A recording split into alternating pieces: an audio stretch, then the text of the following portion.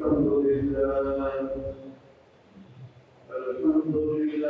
نحمده ونستعينه ونستغفره ونؤمن به ونتوكل عليه ونعوذ بالله من شرور أنفسنا ومن سيئات أعمالنا من يهده الله فلا مضل له ومن يضلله فلا هادي له ونشهد أن لا إله إلا الله وحده لا شريك له ونشهد أن سيدنا ومولانا محمدا عبده ورسوله وبارك وسلم تسليما كثيرا أما بعد فقد قال النبي صلى الله عليه وسلم لقد أوذيت في سبيل الله ما لم يؤذ أحد أو كما قال عليه الصلاة والسلام. عزیزان محترم بزرگوں اور دینی ایمانی بھائیوں،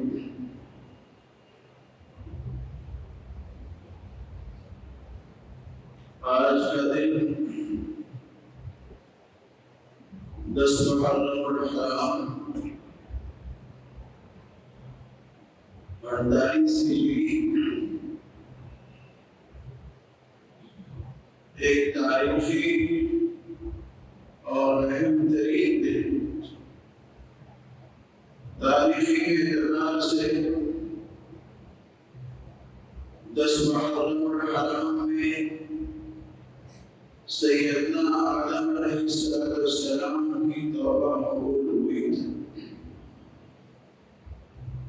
اسی طرح سے سیدنا نوح علیہ السلام کی کشتی جودی پہاڑ پر جا کر رکی تھی، اور اس طرح سے اس قافلے کو اللہ رب العزت نے طوفان نوح سے بچایا تھا۔ 10 محرم الحرام میں سیدنا ابراہیم خلیل اللہ نارے نمرود میں ڈالے گئے، اور اللہ رب العزت نے ان کو صحیح سالم حفاظت سے باہر نکالا اور بچایا۔ 10 محرم الحرام میں سیدنا یونس علیہ السلام کو مچھلی نے اپنے پیٹ سے باہر نکالا، اور اللہ رب العزت نے ان کو درست حیات اور درست زندگی بخشی۔ سیدنا موسیٰ علیہ السلام کو فرعون پر فتح اور القا 10 محرم الحرام میں حاصل ہوا، اور وہ دریائے نیل کو عبور کر گئے، پار کر گئے، اور فرعون اپنے لشکروں سمیت اس دریا کے اندر برپا ہوا۔ 10 محرم الحرام میں نوازہ رسول سیدنا امام حسین رضی اللہ تعالیٰ عنہ اپنے خاندان آل اطہار کے ساتھ میں کربلا کے اس ریگستان میں ذبح کر دیے گئے اور وقت کر دیے گئے، جو آج کی اس دنیا میں ایک بہت ہی دردناک واقعہ، دردناک سانحہ ہے، جس کو آج تک مسلم امہ اس کو بھلا نہیں پائی ہے، اور ہر سال اس کو یاد کرتی ہے، اس کا تذکرہ کرتی ہے۔ 10 محرم الحرام میں ایک عظیم و غریب واقعہ پیش ہوا۔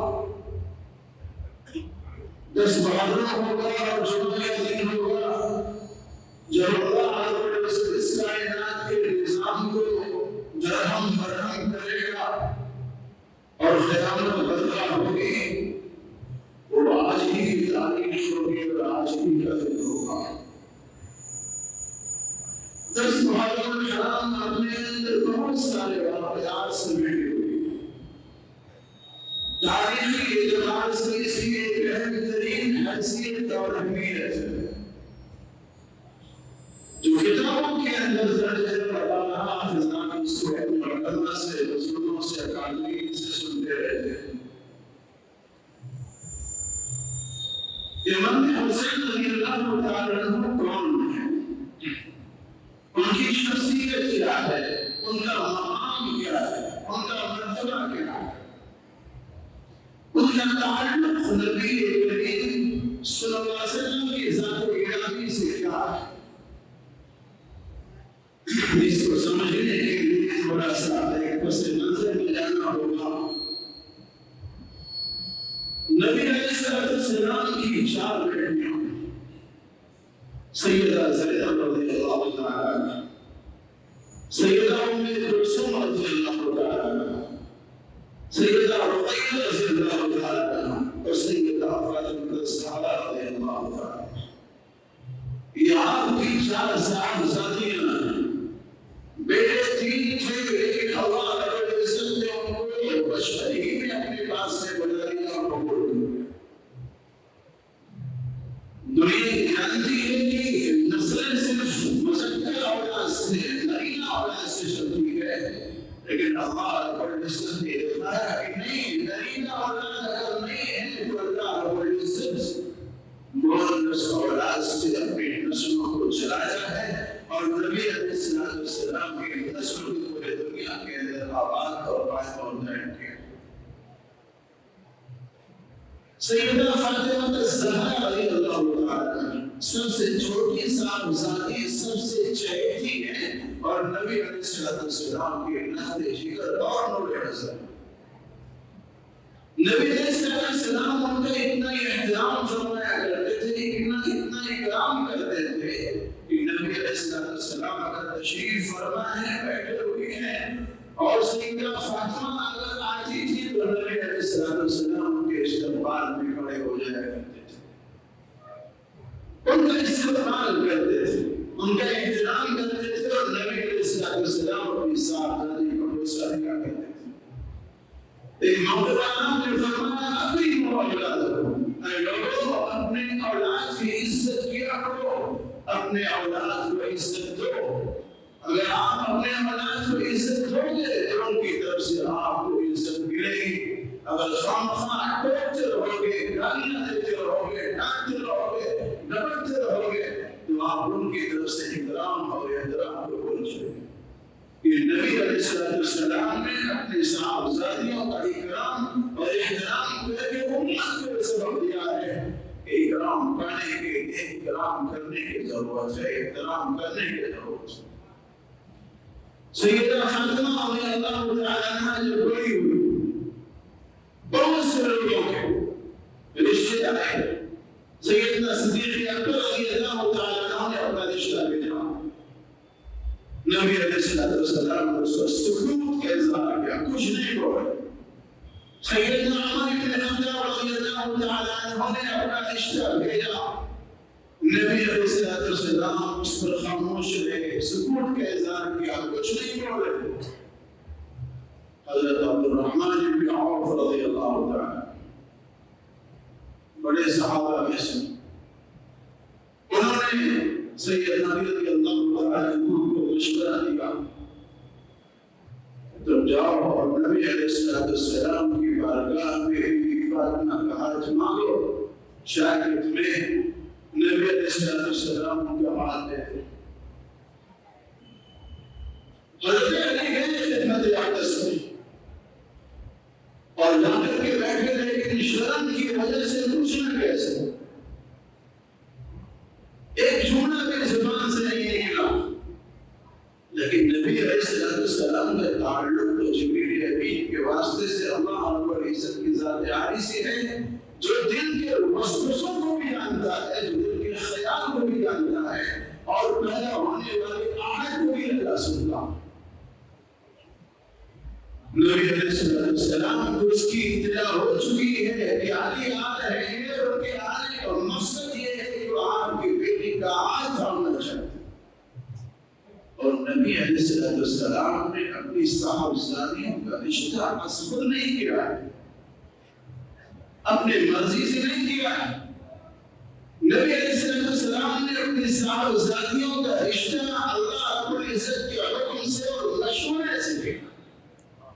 اللہ رب العزت کا حکم ہے جبریل امین کو، جبریل امین کے ذریعہ نبی علیہ السلام کو اس کی اطلاع دی۔ تو نبی علیہ السلام نے کہا علی کس کام سے ہے، کیا مقصد ہے، کس لیے آیا؟ چپ چاپ بیٹھے ہیں، خاموش ہیں، کچھ عرض نہیں کر پا رہے ہیں۔ نبی علیہ السلام نے ارشاد فرمایا علی تم فاطمہ کا ہاتھ مانگنے کے لیے آئے ہو، رشتے کے لیے آئے ہو، نکاح کے لیے آئے ہو۔ حضرت علی نے اس بات میں سر گرایا، نبی علیہ السلام نے ارشاد فرمایا انشاءاللہ۔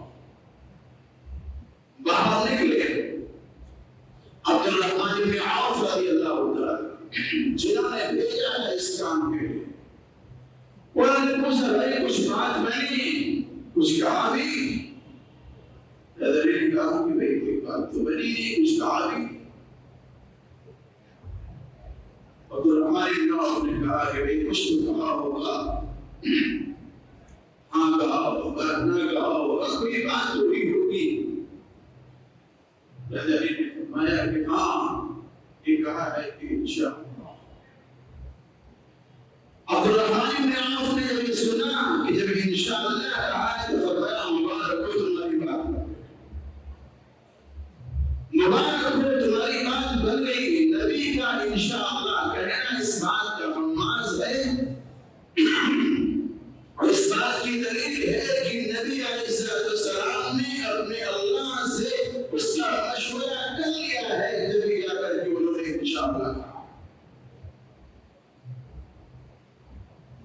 نبی علیہ السلام اسی پر مہر نہیں لگا دیتے۔ بیوی فاطمہ کے پاس میں اندر اور جا کر فرما دیں کہ فاطمہ تمہارا نکاح اپنے خاندان کے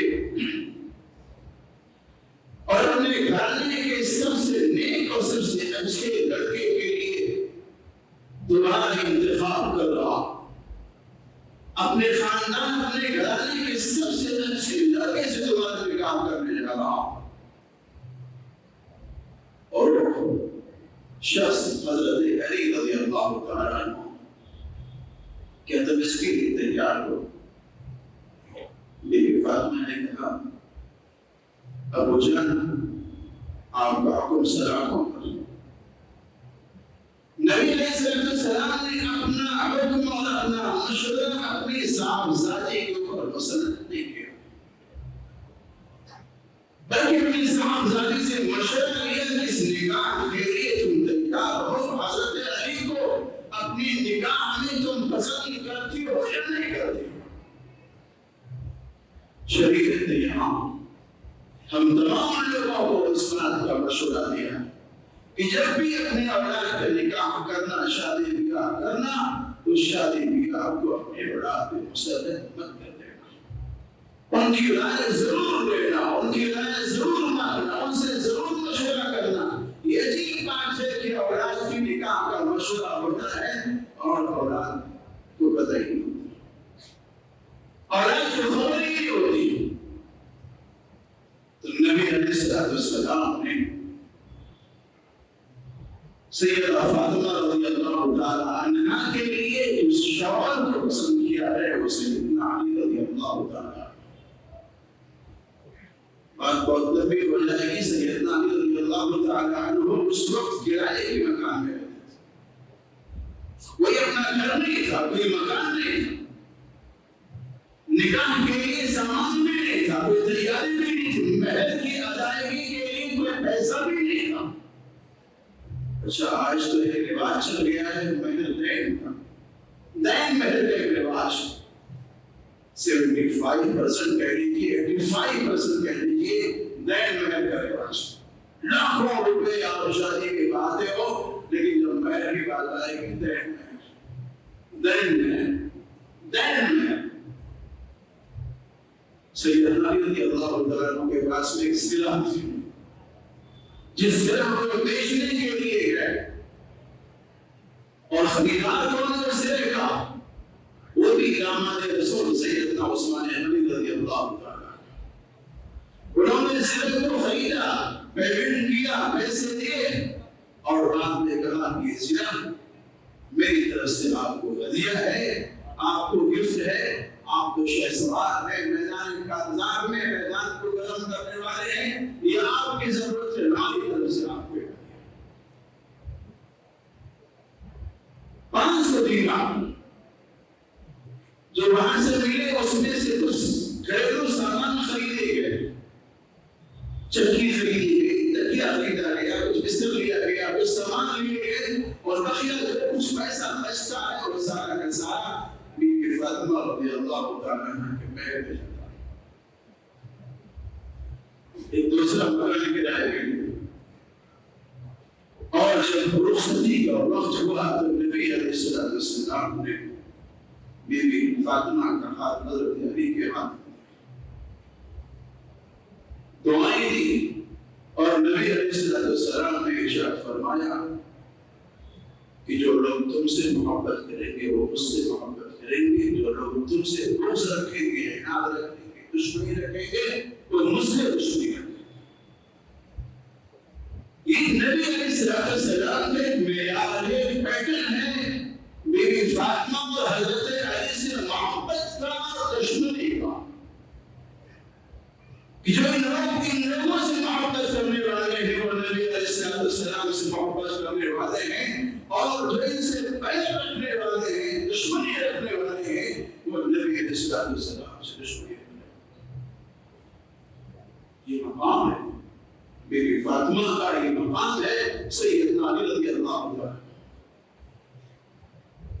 اور حضرت علی کے مقاموں میں سے سب سے اہم ترین مقام جو نبی علیہ السلام نے ارشاد فرمایا کہ علی کیا تم یہ نہیں چاہتے ہو، کیا تم یہ نہیں چاہتے ہو کہ میرے گھر کے سامنے جنت میں تمہارا گھر ہو، میرے گھر کے سامنے جنت میں تمہارا گھر ہو؟ انہوں نے کہا کیوں نہیں یا اللہ، اے اللہ کے رسول میں ضرور چاہوں گا، آپ نے ارشاد فرمایا میرے گھر کے سامنے جنت میں تمہارا گھر ہو۔ یہ حضرت علی کا مقام ہے، یہ مقام ہے بی بی فاطمہ رضی اللہ تعالیٰ عنہ کا اور آل اطہار کا۔ نبی علیہ السلام کو تو اتنی محبت ہے اس خاندان سے اور اپنے بیٹی سے اور اپنے داماد سے اور اپنے آل اطہار سے کہ جب اللہ رب العزت نے ارشاد فرمایا ان اللہ وملائکتہ یصلون علی النبی یا ایھا الذین آمنوا صلوا علیہ وسلموا تسلیما، کہ اللہ اور اس کے ملائکہ نبی پر درود و سلام بھیجتے ہیں۔ اے ایمان والو تم لوگ بھی اپنے نبی پر درود و سلام بھیجو۔ بہت نکتے ہیں اس آیت میں، لیکن یہ موقع نہیں اس کو بیان کرنے کا۔ صحابہ کرام نے سوال کیا یا رسول اللہ صلی اللہ علیہ وسلم، ہم تو جان گئے ہیں اس بات کو کہ آپ پر سلام کیسے پیش کریں، لیکن درود کیسے آپ پر بھیجیں یہ ہمیں نہیں پتا۔ تو آپ نے فرمایا ہم پر درود بھیجنے کا طریقہ اور الفاظ ہیں، اللهم صل على محمد وعلى آل محمد كما صليت على إبراهيم وعلى آل إبراهيم إنك حميد مجيد، اللهم بارك على محمد وعلى آل محمد كما باركت على إبراهيم وعلى آل إبراهيم إنك حميد مجيد۔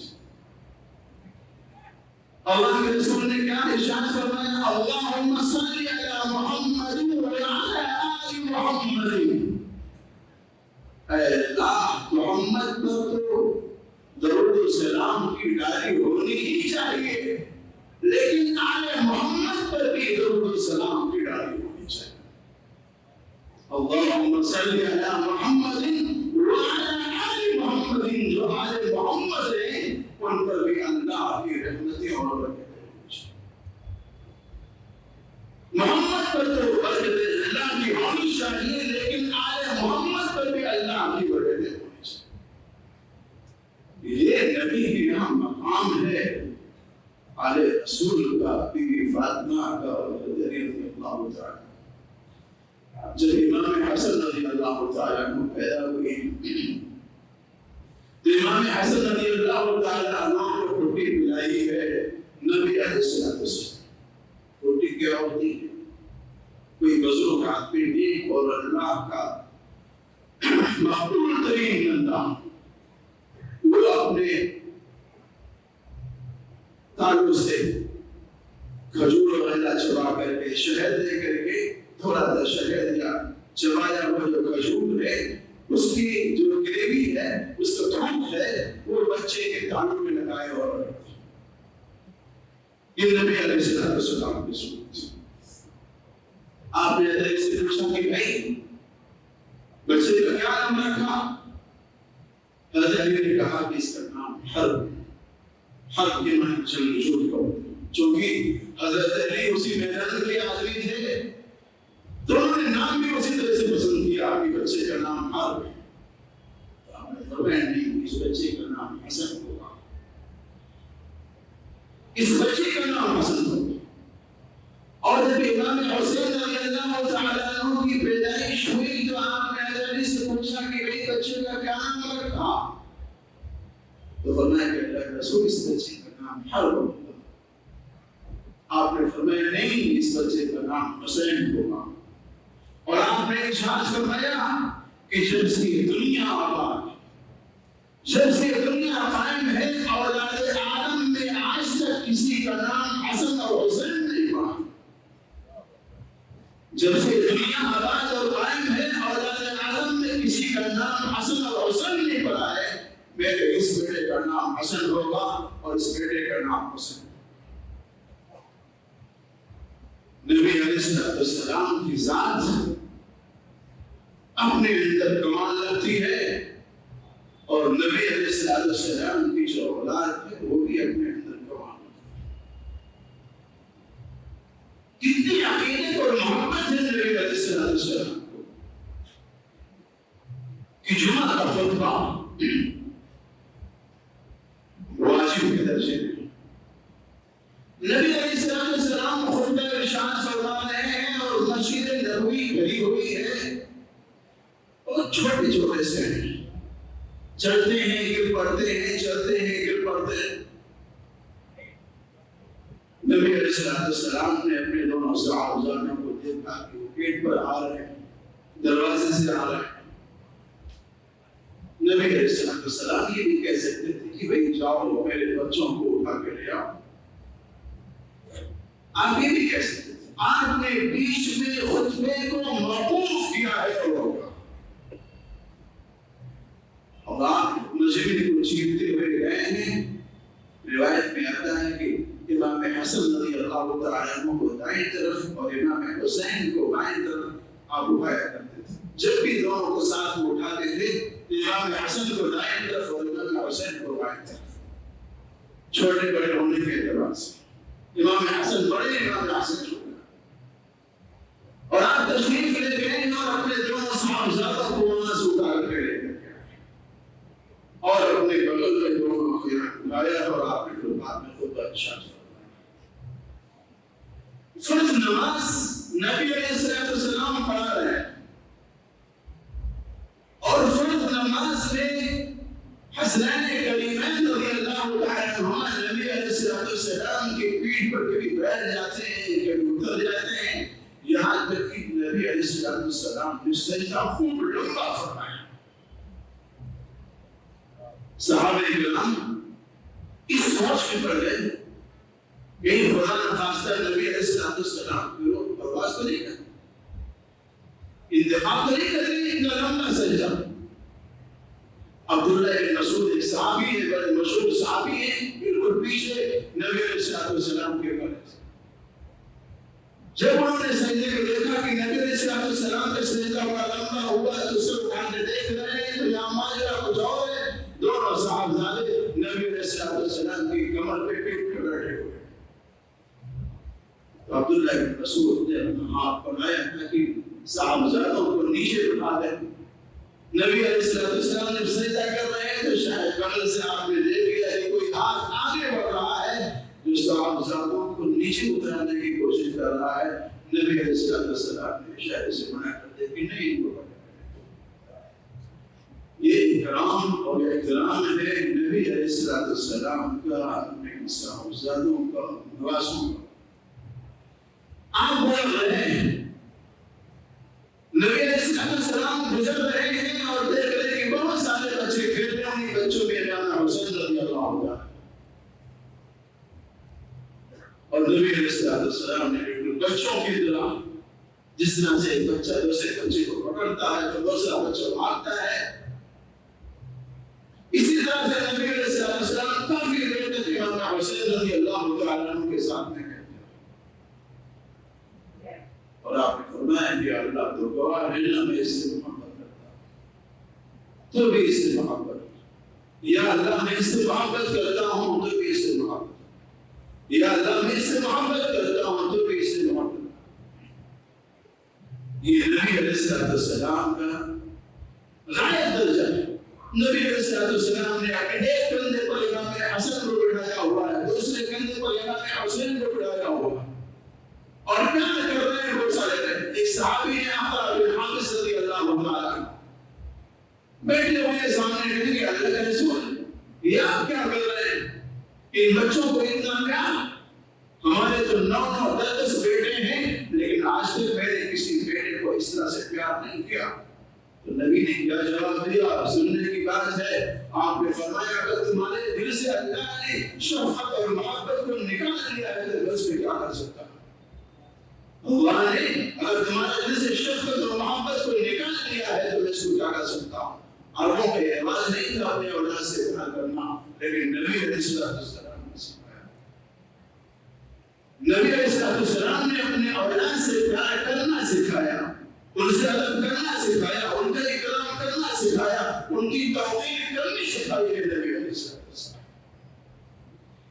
اور نبی علیہ السلام کو اللہ رب العزت نے بذریعہ وحی بتایا اور نبی علیہ السلام نے حضرت علی رضی اللہ تعالیٰ عنہ کو بتایا.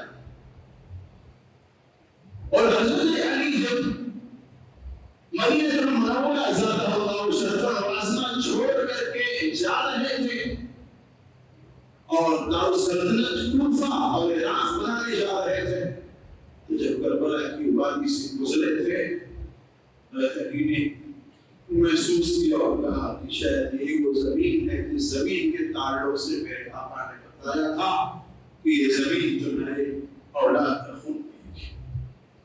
یہ وہی زمین اور تاریخ اپنے آپ کو اپنے نام میں بہت سارے واقعات سمیٹے ہوئے ہیں. حضرت علی جو وہاں گئے ہیں اور کوفہ گئے ہیں اور دارالسلطنت اس کو بنایا ہے. کبھی موقع ملے تو جمعے کے علاوہ کبھی بیٹھے تو 3 سال پہلے اس ٹاپک پہ کبھی تفصیل کے ساتھ میں نے گفتگو کیا کہ اس کی بنیاد کہاں سے پڑی تھی, اس کی بنیاد کہاں سے پڑی تھی. اگر وہ ہاتھ پکڑے جاتے تو شاید وہ واقعہ کربلا نہ ہو. عبداللہ بن سبا ایک یہودی آدمی تھا جو اس کی بنیاد تھا اور نہیں کوفی مرنوں نے حضرت علی رضی اللہ تعالیٰ عنہ کو شہید کیا. اور اسی عبداللہ بن سبا کے آدمیوں نے سیدنا عثمان غنی رضی اللہ تعالیٰ عنہ کو شہید کیا اور پھر اسی سرزمین پر دھوکہ دے کر کے دجل کر کے فریب کر کے کوفیوں نے امام حسین علیہ مقام رضی اللہ تعالیٰ عنہ کو اپنے یہاں بلایا. یہ خط نہیں شاہ عبدالعزیز محدث دہلوی لکھتے ہیں تقریباً 12,000 خط, ایک نہیں دو نہیں 12,000 خطوط ان کوفیوں نے امام حسین کو بھیجا تھا کہ آپ ہمارے یہاں جاؤ, ہمارے یہاں ہمارے ہماری حفاظت. اور امام حسین مدینے سے جب نکلے تھے لڑائی کا کوئی مقصد نہیں تھا. مدینے کے گورنر نے دباؤ ڈالا کہ نہیں آپ کو یزید کی حالت میں بیان کرنا ہے. امام حسین نے سوچا کہ مدینے کی سرزمین چھوڑ دیں گے, مکے چلے جائیں گے, وہاں چپچاپ پڑے رہیں گے, وہاں کوئی مسئلہ نہیں ہوگا, کوئی زور زبردستی. یہ سوچ کر کے مدینے سے مکے گئے. اور جب کوفے والوں نے فتوح بھیجے اور حالات کی تحقیق کے لیے مسلم بن عقیل کے صاحبزادوں کو آپ نے بھیجا ہے, اور پھر مسلم بن عقیل کے صاحبزادوں نے خط روانہ کر دیا کہ چچا جان آپ آ جائیے, حالات بڑے اچھے ہیں, آپ کے معتقدین ہیں اور آپ سے محبت کرنے والے لوگ یہاں موجود ہیں. آپ چل پڑے, لیکن راستے میں ابتلا ملی تھی. مسلم بن عقیل کے صاحبزادوں کو کوفیوں نے شہید کر دیا. عازم سفر کے لیے اور آپ گئے اور شہر کوفہ کربلا کے امام حسین رضی اللہ عنہ آخر وقت تک یہ چاہتے تھے کہ مسئلہ ٹل جائے, ختم ہو جائے. انہوں نے کہا کہ ہماری تین بات کریں, جہاں سے میں آیا ہوں مجھے واپس جانے دو, جہاں سے میں آیا ہوں واپس جانے دو.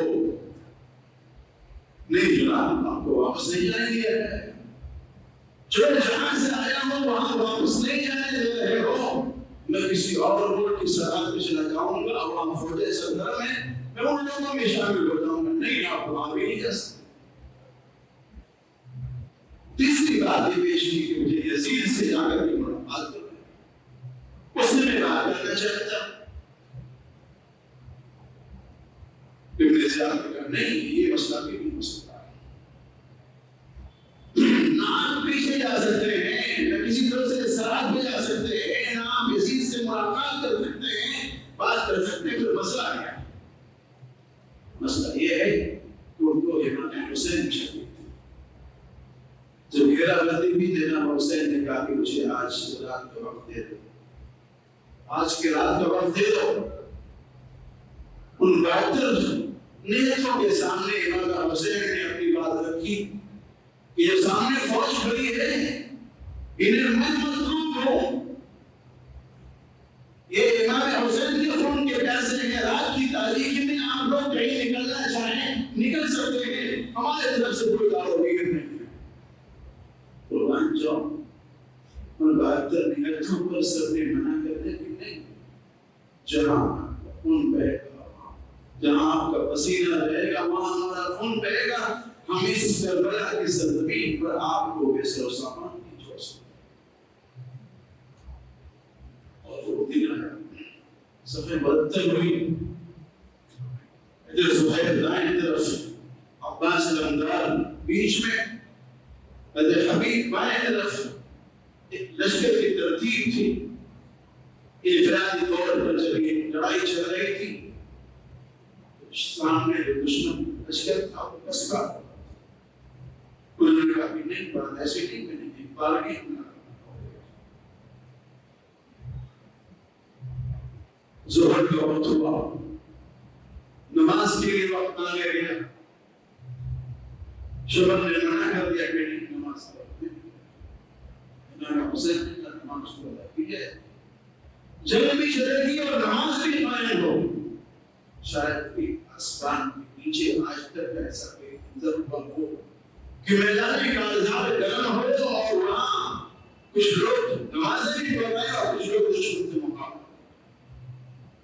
ایسی عشق و محبت والی نماز اس روئے زمین پر امام حسین رضی اللہ عنہ نے قائم کیا اور قائم کر کے دکھایا اور یہ بتایا اس امت کو کہ میرے جو نانا کی امانت ہے نماز, جس کو اللہ نے معراج میں عطا کیا ہے, اسے ہر حال میں قائم کرنا ہے. اگر کہیں معاف ہو سکتی تھی تو کربلا کے میدان میں معاف ہو سکتی تھی, لیکن امام حسین نے کہا نہیں, یہاں پہ اس بات کو قائم کرنا ہے. امام حسین کو شہید کیا گیا اور یہ 70-72 لوگوں کے سروں کو نیزوں پہ ڈال کر کے ابن زیاد اور اس کے بعد شام جیت کے سامنے پیش اس واقعے کا اور اس کو بنا کے سامنے جو لوگ کی دباؤ کو ایسا ہے وہ یہ ہے کہ آپ کے پاس جتنی طاقت ہے جو بھی حیثیت ہے زبان سے بول سکتے ہیں زبان سے قلم سے لکھ سکتے ہیں قلم سے جس کے دماغ سے جب بھی کوئی ظالم رسول آپ کے سامنے ہو رہا ہو اس کی نقید کرنا اس کو غلط کہنا غلط کو غلط کہنا یہ بردور میں ضروری تھا ضروری ہے اور ضروری رہے گا اللہ تعالیٰ